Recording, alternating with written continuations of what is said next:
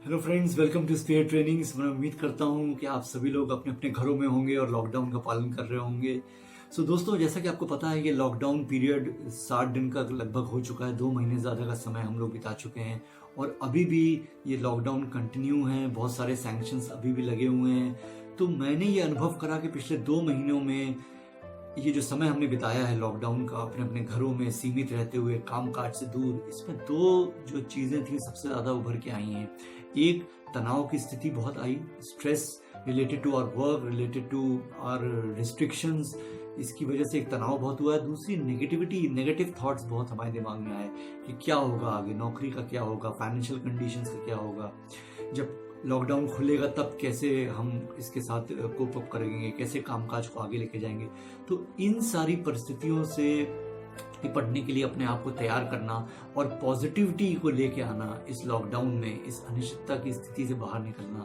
तो आज की जो एपिसोड है इसमें मैं एक कहानी शेयर करूंगा आपके साथ और उस कहानी से हमें एक संदेश मिलेगा कि कैसे सामना करें इस नेगेटिव स्थिति का, इस तनाव का, इस स्ट्रेस का। अगर अभी तक आपने मेरा चैनल सब्सक्राइब नहीं करा है तो प्लीज़ उसको सब्सक्राइब करें और बेल आइकन दबाना ना भूलें। तो चलिए दोस्तों, शुरू करते हैं पहले कहानी।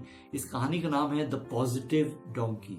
जी हाँ दोस्तों, कहानी का नाम है द पॉजिटिव डोंकी।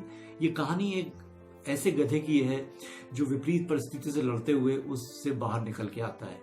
एक गांव में एक धोबी या वॉशरमैन अपने एक गधे के साथ रहता था और धोबी का गधा जो था वो उसकी बहुत सेवा करता था। और चूंकि करीब बहुत सालों से वो सेवा कर रहा था तो अब वो वृद्ध हो गया था, उतना एक्टिव नहीं था, उतना एफिशिएंट नहीं रह गया था, तो क्योंकि उम्र बहुत हो गई थी उसकी। एक दिन वो ऐसे ही गधा टहलते टहलते, एक सूखा कुआं था वहां गांव में ही, और वो सूखे कुएं के पास गया और सुक्तावश गलती से वो उस कुएं में गिर गया गधा। अब जब कुएं में गिर गया तो उसने बाहर निकलने का स्वतः बहुत प्रयास किया, लेकिन वो बाहर नहीं निकल पाया। तो उसने चिल्लाना शुरू करा और चिल्लाने से उसने सोचा कि उसका मालिक आएगा या कोई लोग आएंगे और उसे बचाएंगे। इसी प्रयास में बहुत देर तक वो चिल्लाता रहा। बहुत देर के बाद उसका मालिक ढूंढते ढूंढते उस कुएं के पास आया और उसने झांक के देखा कि अरे, ये गधा तो नीचे गिर गया है। तो उसने सोचा कि मैं अकेले कैसे निकालूंगा, तो उसने कुछ और लोगों की मदद लेनी चाहिए। तो उसने आसपास के पड़ोसियों को, अपने मित्रों को, बहुत सारे लोगों को इकट्ठा कर लिया और उसने बताया कि भाई देखो, मेरा गधा कुएं में गिर गया है और मुझे इसे बाहर निकालना है, तो आप लोग मेरी मदद करिए। तो गांव वालों ने बजाय इसके कि मदद करें, उससे कहा कि देखो भाई, ये स्थिति ऐसी है कि अब गधे को बाहर निकालना असंभव है, क्योंकि कुआं है बहुत गहरा, गधा है बहुत भारी, हमारे पास कोई ऐसा साधन नहीं है कि हम उसको बाहर निकाल पाए। तो उसने कहा फिर क्या करना चाहिए? उसने कहा देखो, गधा तो अब जिंदा बचेगा नहीं, इतनी साल उसने तुम्हारी सेवा करी है, इसलिए अब उसको तुम भूल जाओ, उसको छोड़ दो उसी में। और ये कुआं जो है इसको हमें वैसे ही भर देना चाहिए था, अभी तक नहीं भरा है कि कोई और इसमें बच्चा या कोई और ना गिर जाए। तो इस कुएं को हम भर देते हैं, गधे को उसी में रहने देते हैं, उसका जीवन वैसे ही खत्म होने वाला है। और ये सलाह उन्होंने दी और उसने उसकी सलाह मान ली, धोबी ने उन सारे लोगों की, और फावड़े लेके आ गए और मट्टी खोद खोद के कुएं में डालना शुरू कर दिया। जैसे ही मट्टी गधे के ऊपर पड़ी तो उसको तुरंत ये रियलाइज हुआ कि अब मेरे साथ क्या होने जा रहा है। यानी ये लोग मुझे बचाने का प्रयास नहीं कर रहे हैं, ये मेरे को इसी में दबा देना चाहते हैं, इस कुएं में ही। तो अब उसने सोचा क्या करें। तो उसने कहा देखो, मरने की स्थिति तो आई गई है, लेकिन प्रयास जरूर करूंगा कि मैं अपने आप को बचा सकूं। तो उसने स्वतः ही प्रयास करना शुरू करा। कैसे? जैसे जैसे गांव वाले और वो उसमें मट्टी डाल रहे थे, धोबी उसमें मट्टी डालते थे, तो मट्टी जब गधे पे गिरती थी तो वो मट्टी को झाड़ देता था और मट्टी नीचे गिर जाती थी। फिर मट्टी उसके ऊपर गिरती थी, फिर वो झाड़ देता था ऐसे हिला के, जैसे कि गधे, घोड़े, इस तरह के जानवर करते हैं।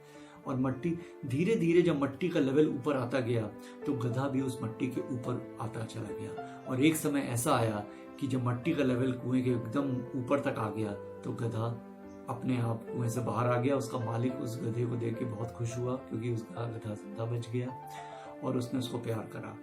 कहानी यहीं पे खत्म हो जाती है। अब ये कहानी है किस चीज के बारे में? ये कहानी 2 चीजों के बारे में है। The first thing is hope and second is survival. यानी अगर आप अपने विपरीत परिस्थितियों में भी उम्मीद नहीं छोड़ते हैं, उम्मीद का दामन नहीं छोड़ते हैं, तो आप सरवाइव कर पाएंगे। सरवाइव वो नहीं कर पाता है जो उम्मीद छोड़ देता है कि अब मैं नहीं बच पाऊंगा।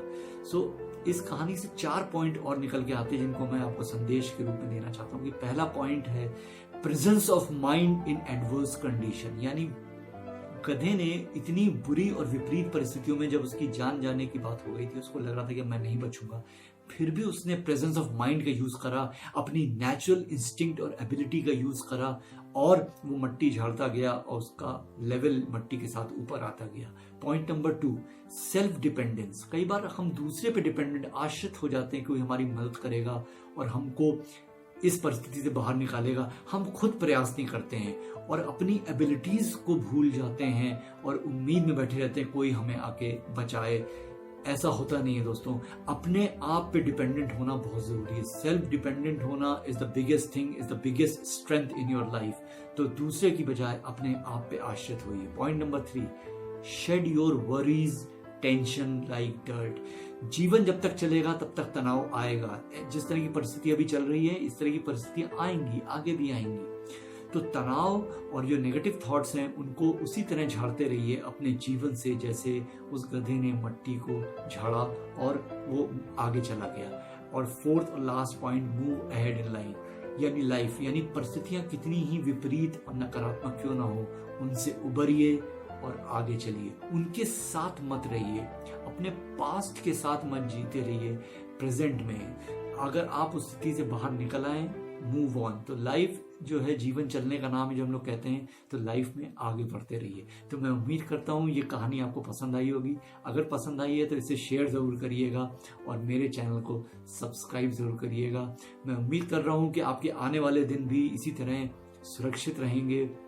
और सबसे बड़ी बात, उम्मीद का दामन नहीं छोड़ना है। परिस्थितियां बदलेंगी, समय बदलेगा और हम सरवाइव ही नहीं करेंगे, will come out as a winner in our life. तो हम विजेता की तरह बाहर आएंगे। तो मैं उम्मीद करता हूँ आज का ये जो एपिसोड है आपको पसंद आया होगा। तो आज के लिए बस इतना ही। अगले वीडियो में फिर से एक नई कहानी लेके आऊंगा। तब तक के लिए बहुत बहुत धन्यवाद। घर में रहिए और सुरक्षित बने रहिए। Bye bye.